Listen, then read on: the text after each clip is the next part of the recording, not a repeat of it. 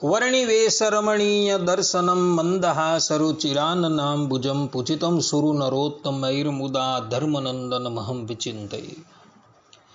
असतो मा षड्गमय तमसो मा ज्योतिर्गमय मृत्युर्मा अमृतं गमयः। ओम शांति शांति शांति। अस्मद्गुरु समारंभां नाथयामुनमध्यमां लक्ष्मीवल्लभपर्यन्तां वंदे गुरु परंपरा। આજની જ્ઞાન સભાની અંદર પધારનારા બધા જ ભગવદ્ ભક્તોને વેદાંતાચાર્ય પુરાણ ઇતિહાસાચાર્ય અને ફિલોસોફી શાસ્ત્રી રાકેશભાઈના હેતપૂર્વક જય સ્વામિનારાયણ। ભક્તો, આજની આ જ્ઞાન સભાની અંદર આપણે બધા ભગવાન શ્રીહરિના અવતાર પરશુરામજીનું જીવન ચરિત્ર શ્રવણ કરશું। તો બધા જ શ્રોતાગણો આ પ્રવચન એકાગ્ર મને કરીને શ્રવણ કરે। ભક્તો, પરશુરામ ભગવાનની ગણતરી જે છે એ ભગવાન શ્રી હરિના મુખ્ય 24 અવતારોની અંદર થયેલી છે। ભગવાન શ્રી હરિનો આ પરશુરામ અવતાર છે એ આવેશ અવતાર છે। અનંતકોટી બ્રહ્માંડ નાયક પરબ્રહ્મ પરમાત્મા ધરાતલની ઉપર 2 રૂપે અવતાર ધારણ કરે છે। કા પુરુષોત્તમ નારાયણ અક્ષરધામનું જે મૂળ રૂપ છે એમાંથી સજાતીય દ્વિતીય રૂપ ધારણ કરીને ધરાતલની ઉપર પ્રગટ થતા હોય છે, અથવા તો અક્ષરધામની અંદર જે અનંતકોટી મુક્તો રહેલા છે એ મુક્તોની અંદર પ્રવેશ કરી એનું મુક્તપણું દબાવીને સાક્ષાત પુરુષોત્તમ નારાયણ બિરાજમાન થઈ જાય। જે પ્રમાણે લોઢાનો ગોળો અગ્નિની અંદર મૂકવામાં આવે ત્યારે એ પોતાના શ્યામ વર્ણને ત્યાગ કરી રક્તરૂપ ધારણ કરે છે, તે જ પ્રમાણે પુરુષોત્તમ નારાયણ જે છે એ મુક્તોનું મુક્તપણું દબાવીને પોતે પ્રગટ થઈ જાય તો ભગવાનનો આ અવતાર જે છે, અર્થાત કે આ પ્રમાણેનો અવતાર જે છે એ આવેશ અવતાર કહેવાય છે।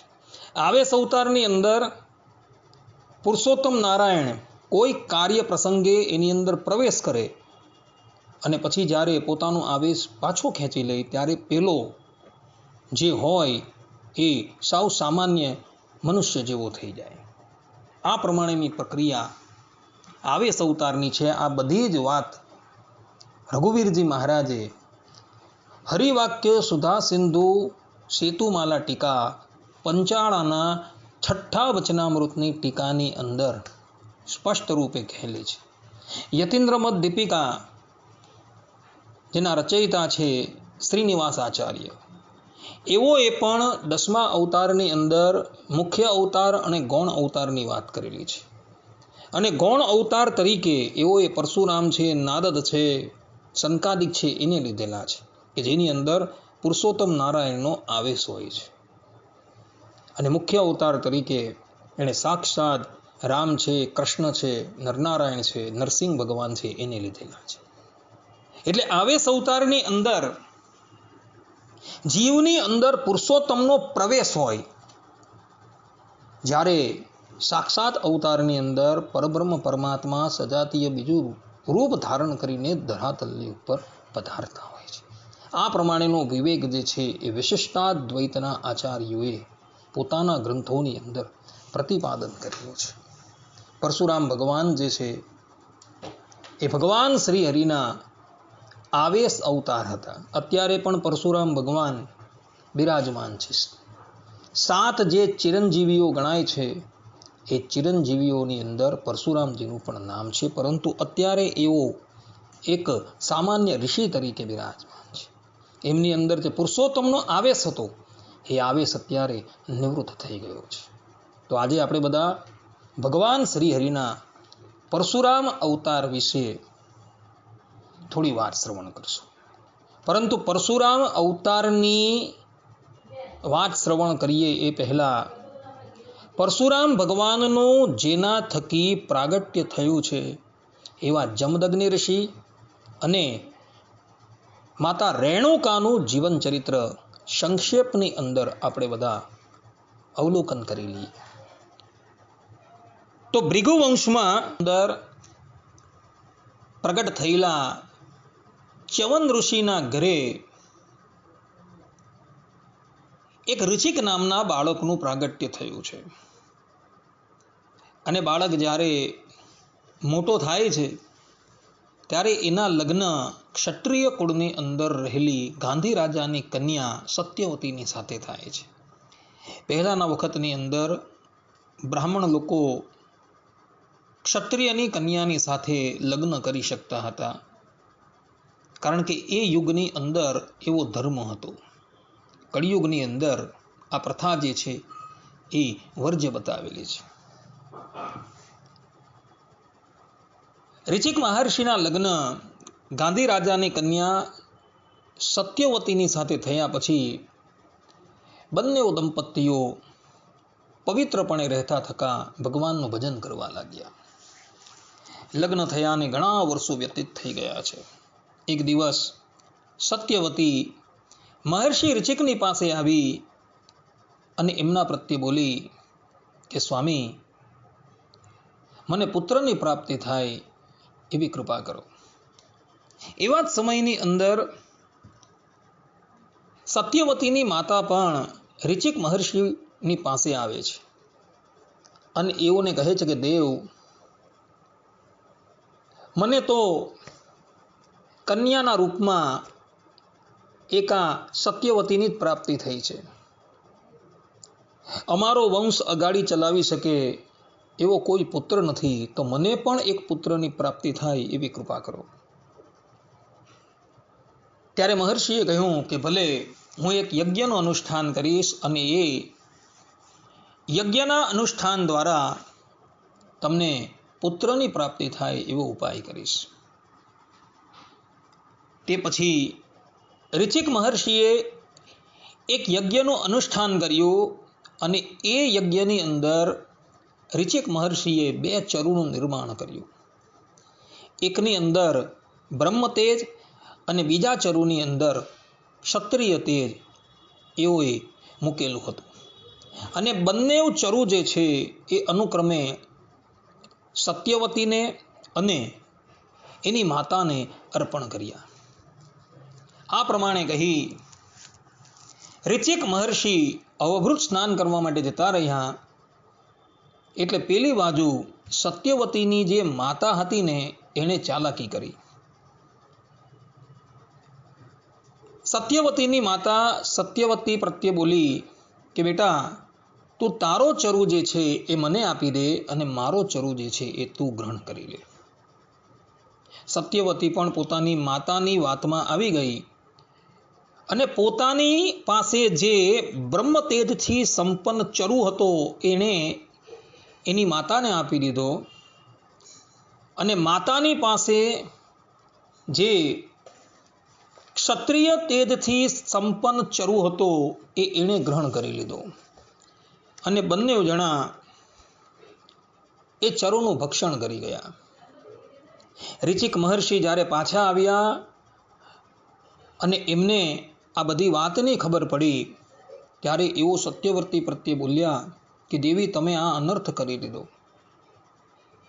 કારણ કે અમે જે ચરુનું નિર્માણ કરેલું હતું એ ચરુ તમારા બંનેવના ગુણ જોઈને કરેલું હતું. તમારી માતા માટે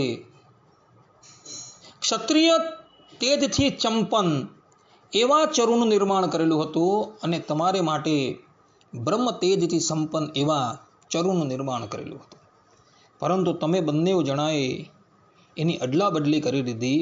માટે હવે તમારી માતા થકી જે સંતાન થશે એ ક્ષત્રિય તો હશે જ, પરંતુ એ પછાડથી બ્રાહ્મણ થઈ જશે અને તમારા ગર્ભ થકી એક ક્રૂર કર્મ કરનારો બાળક જે છે એ ઉત્પન્ન થશે. આ પ્રમાણે જ્યારે ઋચિક મહર્ષિએ કહ્યું એટલે સત્યવતી જે છે એ અત્યંત ભય પામી ગઈ અને પોતાના પતિના ચરણની અંદર પડી એવો પ્રત્યે બોલી કે મારે એવા પુત્રની જરૂર નથી, માટે આપ અમારા પર કૃપા કરો. પોતાની ધર્મપત્નીની વાત સાંભળી મહર્ષિને દયા આવી ગઈ અને એવો સત્યવતી પ્રત્યે બોલ્યા કે ભલે, તારો પુત્ર તો બ્રાહ્મણોચિત ધર્મથી યુક્ત હશે, પરંતુ તારો પૌત્ર જે છે એ અત્યંત ક્રૂર કર્મમાં હશે. આ પ્રમાણે ઋચિક મહર્ષિએ આશીર્વાદ આપ્યા. એટલે 9 મહિના રહીને સત્યવતીના ગર્ભ થકી જમદગ્નિનું પ્રાગટ્ય થયું. અને પેલી બાજુ સત્યવતીની માતા થકી 9 મહિના રહીને એક બાળક પ્રગટ થયો. એનું નામ એણે વિશ્વામિત્ર રાખ્યું. અને એ જ વિશ્વામિત્ર પોતાની તપસ્યાના બળથી બ્રહ્મર્ષિ થઈ ગયા હતા. એ આખી કથા મહાભારતની અંદર આવે છે. આ બાજુ જમદગ્નિનું પ્રાગટ્ય થયું છે. પિતાએ સમયોચિત બધા જ સંસ્કાર એમના કરેલા છે. જ્યારે એઓ યજ્ઞોપવિતને લાયક થયા ત્યારે ઋચિક મહર્ષિએ વિધિવત રીતે એમના યજ્ઞોપવિત સંસ્કાર કરેલા છે. અને એઓને વેદ વેદાંગનો અભ્યાસ કરાવ્યો છે. અને સાથે સાથે ધનુર્વેદનો પણ અભ્યાસ કરાવ્યો છે. જમદગ્નિ ધનુર્વેદની અંદર અત્યંત નિપુણતા પ્રાપ્ત કરતા હતા. સમય થતાં ઋચિક મહર્ષિએ પોતાના પુત્ર જમદગ્નિના લગ્ન રેણુકા નામની કન્યાની સાથે કરેલા છે. અને પછી પોતે સંપૂર્ણ સંસારથી વિરક્ત થઈને સંન્યાસ આશ્રમ લઈને ભૂતલની ઉપર સ્વચ્છંદ રીતે વિચરણ કરતા હતા. જમદગ્નિના લગ્ન રેણુકાની સાથે થયા છે. બંને દંપતીઓનું જીવન જે છે એ ખૂબ આનંદની અંદર વ્યતીત થઈ રહ્યું છે. એક સમયની વાત હતી. જમદગ્નિ ધનુર્વેદનો અભ્યાસ કરતા હતા. ધનુષની ઉપર બાણ મૂકી એને ખૂબ દૂર લગીન ફેંકતા હતા. તે વખતે જમદગ્નિએ પોતાની ભાર્યા રેણુકાને કહ્યું હતું કે હું જે બાણ છોડું એ જ્યાં લગીન જાય ત્યાંથી તારે એને પાછું લઈ આવવાનું છે. અને રેણુકા જે છે એ જ પ્રમાણે કાર્ય કરતી હતી. આ પ્રમાણે જ્યારે જમદગ્નિ ધનુર્વેદનો અભ્યાસ કરતા હતા ત્યારે જમદગ્નિએ એક બાણ જે છે એ પોતાના ધનુષની ઉપર મૂકેલું છે. અને એને અત્યંત ખેંચીને દૂર સુધી ફેંક્યું. અને પછી રેણુકાને કહ્યું કે દેવી તમે પેલું બાણ લેતા આવો. બાણ લાવતી વખતે રેણુકાને થોડી વાર લાગી. એટલે જમદગ્નિ જે છે એ ક્રોધાયમાન થઈને રેણુકા પ્રત્યે બોલ્યા કે તમને બાણ લાવતા વાર કેમ લાગી? ત્યારે રેણુકા બોલી કે સ્વામી ઉનાળાનો સમય છે, સૂર્યદેવ માથા પર આવી ગયા છે, આખી ધરાતલ જે છે એ ઉષ્ણ થઈ ગઈ છે, મારા પગની અંદર તો કંઈ છે નહીં, હું જ્યારે ચાલું છું ત્યારે મને ખૂબ દાજે છે અને માથાની ઉપર સૂર્યદેવ તપતા હોવાથી મને ગરમી પણ બહુ લાગે છે અને એટલે માટે મને બાણ લાવતા વાર લાગી છે. આ પ્રમાણે પોતાની ભાર્યાની વાત સાંભળી જમદગ્નિ ક્રોધાયમાન થઈ ગયા અને એઓએ સૂર્યદેવનું અસ્તિત્વ જ મિટાવવાનો નિશ્ચય કરી લીધો. પોતાના ધનુષની ઉપર બાણ મૂકી એવો મંત્ર ભણી જ્યાં બાણ છોડવા તૈયાર થયા ત્યાં જ મૂર્તિમાન સૂર્યદેવ જે છે એમની સન્મુખ પ્રગટ થયા અને જમદગ્નિ પ્રત્યે બોલ્યા કે મહર્ષિ આપ આ પ્રમાણેનો અનર્થ ન કરો. અમે જે ઉનાળાની અંદર તપીએ છીએ એ પણ મનુષ્યના હિતને અર્થે છે. કારણ કે જો અમે તપીને ધરતીનો રસ જે છે એ ગ્રહણ ન કરીએ તો પછી વર્ષા ઋતુની અંદર વર્ષા કેવી રીતના થાય? માટે તમે આ કર્મથી નિવૃત્ત થાઓ. હું તમારી ભાર્યાને ચરણ પાદુકા અને છત્રી આપું છું. ચરણ પાદુકા એ પગની અંદર પહેરશે અને માથાની ઉપર છત્રી રાખશે તો એને મારું કષ્ટ જે છે એ થશે નહીં. આ પ્રમાણે કહી સૂર્યદેવ જમદગ્નિના હાથની અંદર ચરણ પાદુકા અને છત્રી મૂકે છે. ત્યાર પછી જમદગ્નિ જે છે એ ચરણ પાદુકા અને છત્રી રેણુકાને આપે છે. આ પ્રમાણે ચરણ પાદુકા અને છત્રી આપી સૂર્યદેવ અંતર્ધાન થઈ જાય છે. ભક્તો, આખી કથા જે છે એ મહાભારતના શાંતિ પર્વની અંદર આવે છે. ચરણ પાદુકા અને છત્રીની સૃષ્ટિ જે છે એ સૂર્યદેવ થકી થઈ છે અને સૂર્યદેવે સૌ પ્રથમ આ ચરણ પાદુકા અને છત્રી જે છે એ જમદગ્નિને પ્રદાન કરેલા છે. તદંતર જમદગ્નિ અને રેણુકાના ગૃહસ્થ આશ્રમના ફલરૂપે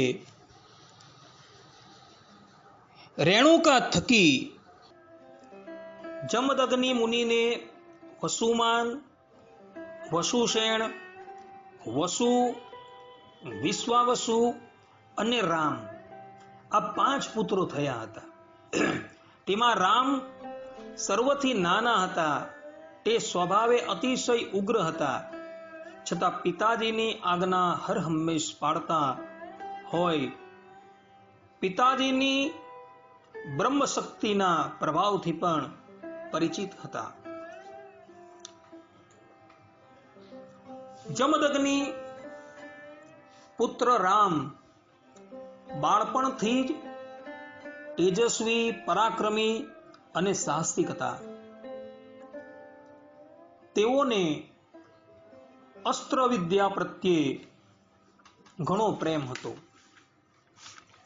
પિતા જમદગ્નિએ વિધિવત રીતે પોતાના પુત્ર પરશુરામનો યજ્ઞોપવિત સંસ્કાર કર્યો અને ત્યારબાદ એને વિદ્યા અભ્યાસ કરાવ્યો. વિદ્યા અભ્યાસ માટે પરશુરામજી કશ્યપ ઋષિના આશ્રમની અંદર જાય છે અને એમની પાસેથી સંપૂર્ણ વિદ્યાઓ પ્રાપ્ત કરે છે અને વિશેષની અંદર ધનુર્વિદ્યા પર સંપૂર્ણ પ્રભુત્વ તેઓ પ્રાપ્ત કરી લે છે. ધનુર્વિદ્યા પ્રાપ્ત થઈ ગયા બાદ ભગવાન પરશુરામ જે છે એ વિશિષ્ટ પ્રકારના અસ્ત્ર અને શસ્ત્રોની પ્રાપ્તિને અર્થે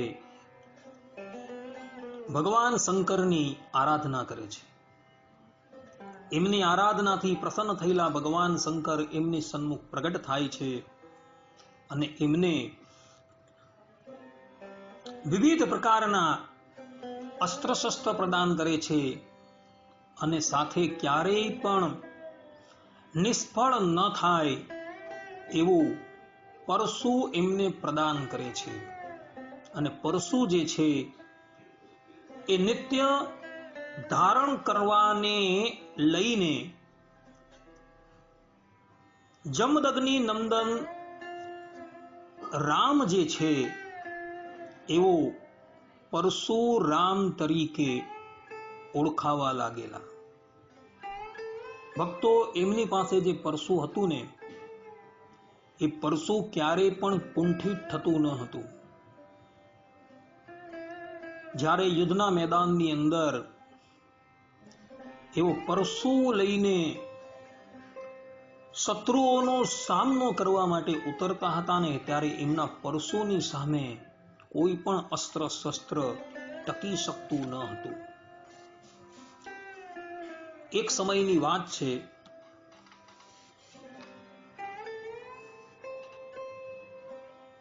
ભગવાન પરશુરામના માતૃશ્રી રેણુકા નદીના કિનારે જલ ભરવા ગયા હતા. તે સમયે ચિત્રરથ નામનો ગંધર્વ અપ્સરાઓની સાથે નદીમાં વિહાર કરતો હતો. આ પ્રમાણે ચિત્રરથને વિહાર કરતો જોઈ રેણુકાજીનું મન જે છે એ કિંચિત ચલાયમાન થઈ ગયું. એ શીઘ્રાતિ શીઘ્ર જલ ભરીને આશ્રમમાં આવે છે, પરંતુ જમદગ્નિ જે છે એમની આ કુચેષ્ટા પોતાના તપોબળથી જાણી લે છે. એટલે જમદગ્નિ પોતાના જે અન્ય પુત્રો હતા, જેનું નામ વસુમાન, વસુસેન, વસુ અને વિશ્વાવસુ હતું, તેને આજ્ઞા કરે છે કે તમારી માતાનું શીશ જે છે કાપી નાખો. પરંતુ ચારેય પુત્ર પિતાની આ આજ્ઞા માનવા તૈયાર નથી. એટલે જમદગ્નિ ક્રોધે ભરાઈ જાય છે અને પોતાના પુત્ર પરશુરામને બોલાવે છે અને કહે છે કે તારા ભાઈઓ સહિત તારી માતાનું મસ્તક તું કાપીને મૂકી દે. પરશુરામજી પોતાના પિતાનો પ્રભાવ જાણતા હતા.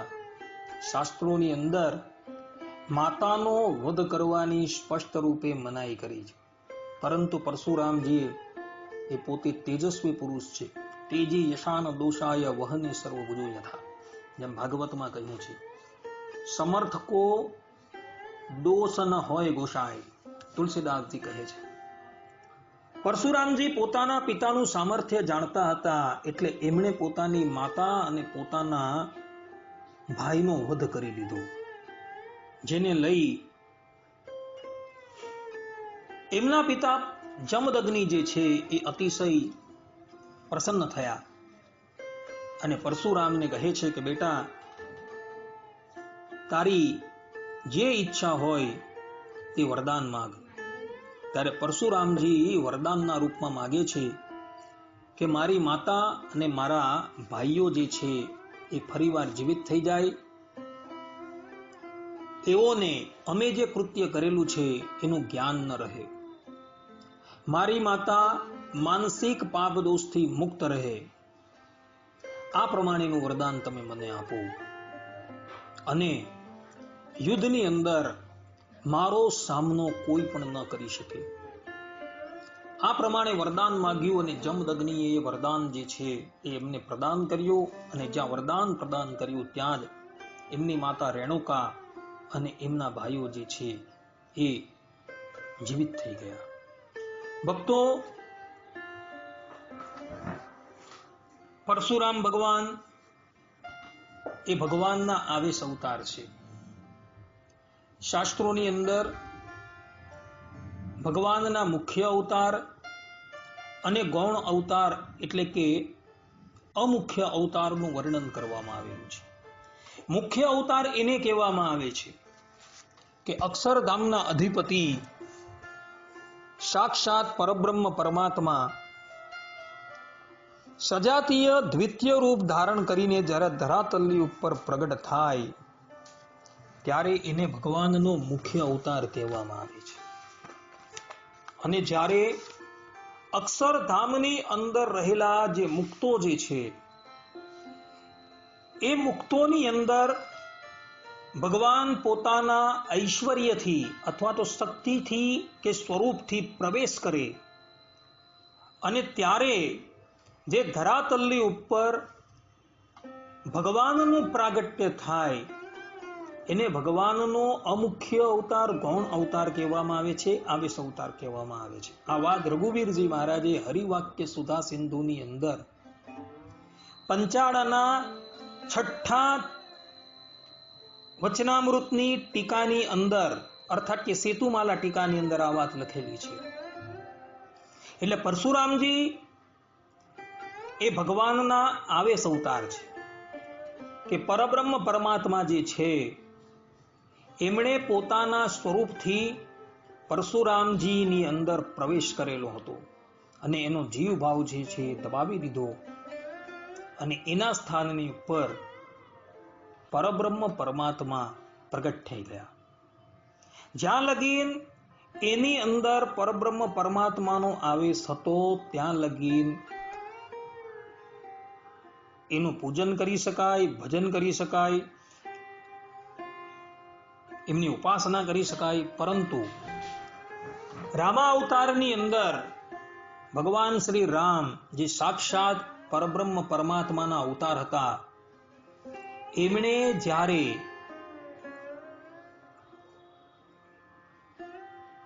પરશુરામજીની અંદર રહેલો પોતાનો આવેશ, પોતાનું વૈષ્ણવી તેજ જ્યારે ખેંચી લીધું, ત્યારે પરશુરામજી પુનઃ સામાન્ય મનુષ્ય થઈ ગયા હતા.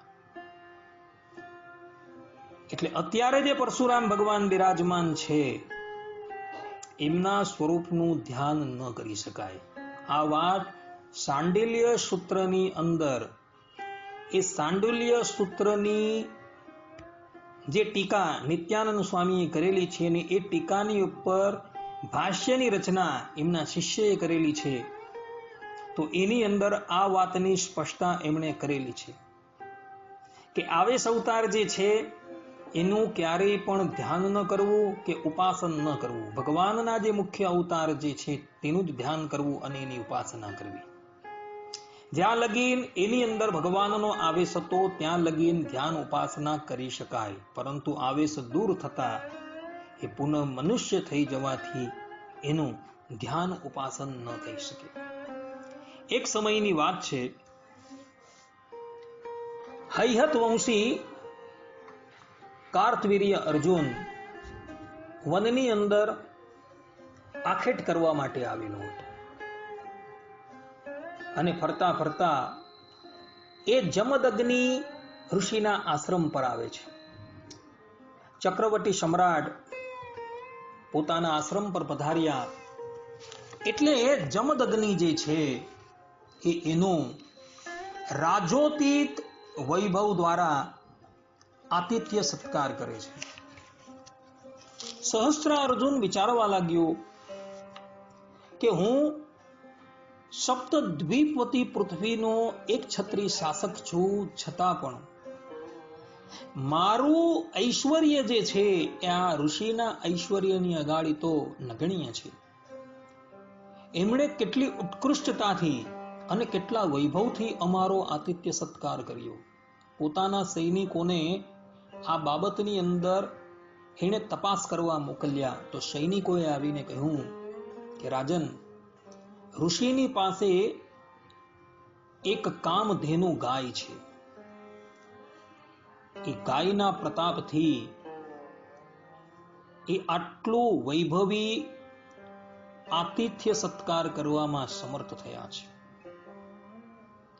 ઉદ્ધત એવા સહસ્ત્રાર્જુને પોતાના સૈનિકોને આજ્ઞા કરી કે તમે એ ગાય જે છે એ લઈને આપણા રાજ્યમાં ચાલ્યા જાઓ. આજ્ઞા થતા સૈનિકો જે છે એ બળજબરી પૂર્વક કામધેનુ ગાયને પોતાની નગરી મહેશ્મતી નગરીની અંદર લઈ જવા લાગ્યા. જમદગ્નિએ ઘણું કીધું કે ભાઈ આ અમારી હોમધેનુ છે, આના દ્વારા અમારી આજીવિકા ચાલે છે, પરંતુ પેલા સૈનિકો અને સહસ્ત્રબાહુ અર્જુન જે છે એ વાત માનવા તૈયાર જ ન થયું. આ તરફ થોડા સમયની અંદર પરશુરામજી આશ્રમમાં આવે છે અને એમને સહસ્રા અર્જુનની બધી કુચેષ્ટાઓ જે છે એ ખબર પડે છે. એટલે એ પોતાના અસ્ત્ર શસ્ત્ર સજ્જ કરીને સહસ્રા અર્જુનનો વધ કરવા માટે એની પછાડી જાય છે. અને થોડે દૂર જતા જ એ સહસ્રા અર્જુન અને એના સૈન્યને પકડી લે છે. સહસ્રા અર્જુને પ્રથમ તો પોતાના સૈનિકોને મોકલ્યા, 23 અક્ષોહિણી સેના મોકલી, પરંતુ પરશુરામજીએ 23 અક્ષોહિણી સેનાને પોતાના પરશુથી કાપીને ચૂર ચૂર કરી નાખી. ત્યારબાદ સહસ્રા અર્જુન પોતાની 1000 ભુજાની અંદર ધનુષ બાણ ધારણ કરીને પરશુરામજીનો સામનો કરવા માટે આવે છે, પરંતુ પરશુરામજી એના 1000 હાથો જે છે એ પોતાના પરશુથી કાપી નાખે છે અને એનું મસ્તક પણ ધડથી અલગ કરી દે છે અને કામધેનુ ગાયને પુનઃ પોતાના આશ્રમની અંદર લાવે છે અને પોતાના પિતાને અર્પણ કરે છે. જમદગ્નિ પરશુરામજીનું આ કૃત્ય જોઈને અતિશય ખિન્ન મનવાળા થઈ જાય છે અને કહે છે કે આપણે બ્રાહ્મણ છીએ અને બ્રાહ્મણનો ધર્મ જે છે ક્ષમા છે. માટે બેટા, એક ચક્રવર્તી સમ્રાટને તે મોટને ઘાટ ઉતારેલો છે, માટે એનું પાપ તને લાગેલું છે, માટે પાપના પ્રાયશ્ચિત માટે તું ભારત વર્ષની તીર્થયાત્રા કર. પરશુરામજી પોતાના પિતાની આજ્ઞા શિરોધાર્ય કરીને 1 વર્ષની અંદર સંપૂર્ણ ભારત વર્ષના જેટલા પણ પ્રધાન તીર્થો હોય છે બધાની તીર્થયાત્રા કરીને પુનઃ પોતાના ઘરે આવે છે. હવે આ બાજુ સહસ્રા અર્જુનનો વધ થઈ ગયો એટલે એના પિતા એના જે પુત્રો જે હતા ને એ પુત્રો અતિશય કષ્ટ પામેલા અને એ લોકો હંમેશા લાગ જોતા હતા કે પરશુરામ ક્યારે આશ્રમની બહાર જાય છે અને આપણે બધા ભેગા મળીને આ જમદગ્નિ નો વધ કરી દઈએ. એક સમયની વાત છે,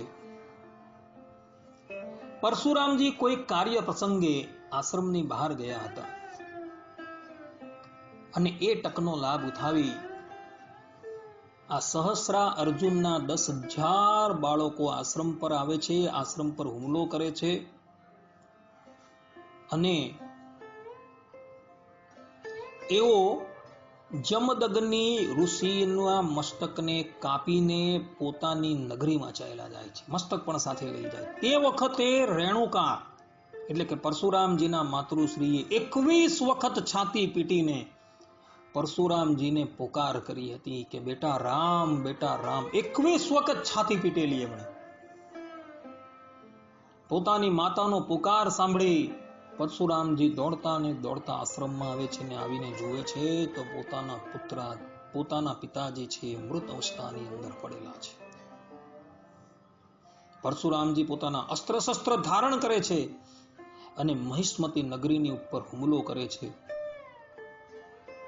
સહસ્રા અર્જુનના 10,000 બાળકો જે છે તેમાંથી 4 બાળકો પલાયન થઈ જાય છે, બાકીના બધા જ બાળકો જે છે એના શીશ જે છે એ કાપી નાખે છે અને નગરની વચ્ચે એના શીશનો ઢગલો કરે છે અને પોતાના પિતા જમદગ્નિનું મસ્તક ત્યાંથી લાવી પુનઃ આશ્રમમાં આવે છે અને એ જમદગ્નિના ધડની ઉપર એ મસ્તક મૂકે છે અને પોતાની શક્તિથી પોતાના પિતાને સજીવન કરે છે અને એમને સપ્તર્ષિઓની અંદર સ્થાન આપે છે. અને ત્યારબાદ પરશુરામજી પોતે વિચાર કરે છે કે અત્યારના ક્ષત્રિયો જે છે એ બ્રાહ્મણોનો બહુ દ્રોહ કરનાર છે, માટે એક ક્ષત્રિયો જે બ્રાહ્મણોનો દ્રોહ કરનારા છે બધાને હું મોતને ઘાટ ઉતારી દઈશ. પોતાની માતા રેણુકાએ 21 વખત છાતી પીટેલી હતી એને લક્ષ્ય કરીને 21 વખત પરશુરામજી આ ધરાતલની ઉપર બ્રાહ્મણોનો દ્રોહ કરનારા જેટલા પણ ક્ષત્રિયો હતા એ બધાને મોતને ઘાટ ઉતારી દે છે. શ્રીમદ નારાયણ આજે અતિશય ક્રૂર થઈ ગયા છે. એનું કારણ છે કે પોતાની પ્રિય એવા પોતાના ભક્ત બ્રાહ્મણોનો આ ક્ષત્રિયો જે છે દ્રોહ કરતા હતા અને એને લઈને સાક્ષાત કરુણાની મૂર્તિ, દયાની મૂર્તિ ભગવાન શ્રીમદ નારાયણ આજે કઠોર થઈ ગયા છે. 21 વખત સંપૂર્ણ ધરાતલને એમણે નિક્ષત્રિય કરી દીધો અને કુરુક્ષેત્રની અંદર એણે શમન પંચક નામનું એક તીર્થ છે ત્યાં 9 લોહીના તળાવ બનાવી દીધેલા હતા અને ભારત વર્ષની પ્રજાને આજ્ઞા કરી કે જે પણ કોઈક વ્યક્તિ આ લોહીના તળાવની અંદર ડૂબકી મારશે ને એને સીધું ભગવાનના ધામની અંદર મોકલી દેવા. જે લોકોએ ભગવાન પરશુરામની વાતને સત્ય માની અને એ તળાવની અંદર એમણે ડૂબકી મારી, તે લોકો દિવ્ય રૂપ ધારણ કરીને ભગવાનના ધામમાં જતા રહ્યા. પરશુરામજી આજે પણ આ ધરાતલની ઉપર ચિરંજીવીઓના રૂપની અંદર મહેન્દ્ર પર્વતની ઉપર અધ્યાપી બિરાજમાન છે. આજે પણ મહેન્દ્ર પર્વતની ઉપર અપ્સરાઓ અને ગંધર્વો એમના ગુણોનું ગાન કરતા રહે છે. ભગવાન શ્રી રામે એમની અંદર રહેલું પોતાનું વૈષ્ણવી તેજ જ્યારે ભગવાન શ્રી રામ લગ્ન કરીને માતા જાનકી સાથે લગ્ન કરીને અયોધ્યા આવતા હતા અને માર્ગની અંદર જ્યારે પરશુરામજી મળે છે અને એમની સાથે એમનું વાગયુદ્ધ થાય છે, ત્યારે સંકલ્પ કરતા એમની અંદર રહેલું જે વૈષ્ણવી તેજ હતું એ ભગવાન શ્રી રામની અંદર લીન થઈ ગયું હતું. એટલે પરશુરામજી ભગવાનના આવેશ અવતાર છે. 10 મુખ્ય ભગવાનના જે અવતારો જે છે તેની અંદર પરશુરામજીની ગણતરી થયેલી છે. ભક્તો, શાસ્ત્રોની અંદર પરશુરામજીની સર્વ અવતારોના અવતારી અને સર્વ કારણોના કારણ તરીકે પણ સ્તુતિ થયેલી છે. બ્રહ્માંડ પુરાણની અંદર આ ઉપરાંત ભાગવત 9:15-14 ની અંદર પરશુરામ ભગવાનને સર્વોપરી કહ્યા છે.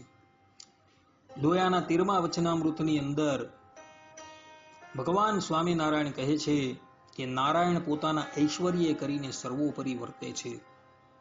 પરશુરામજી એ પોતે શ્રીમદ નારાયણનો આવેશ અવતાર છે અને એની અંદર ભગવાનનું પૂર્ણ ઐશ્વર્ય હતું, એટલે એના ઐશ્વર્ય કરીને પણ એ સર્વોપરી છે.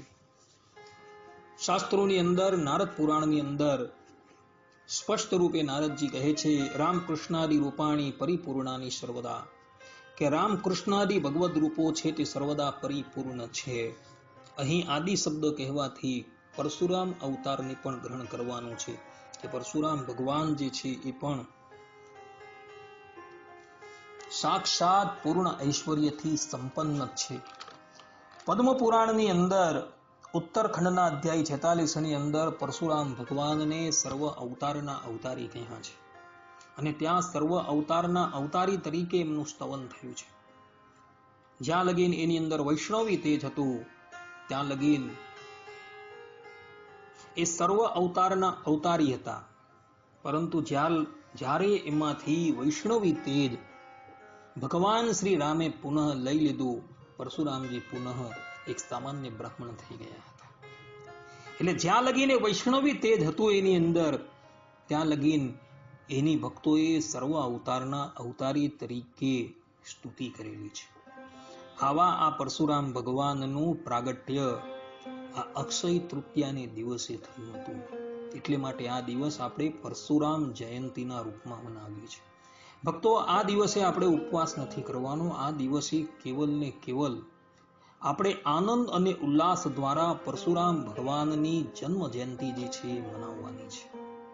માટે આ દિવસે શાસ્ત્રોની અંદર જે પ્રમાણે કહ્યું તે પ્રમાણે ભગવાનને વસ્ત્ર સમર્પિત કરજો અને નવીન ભોગો જે છે એ ભગવાનને સમર્પિત કરજો, તો ભગવાન શ્રી હરિ તમારા પર રાજી રહેશે.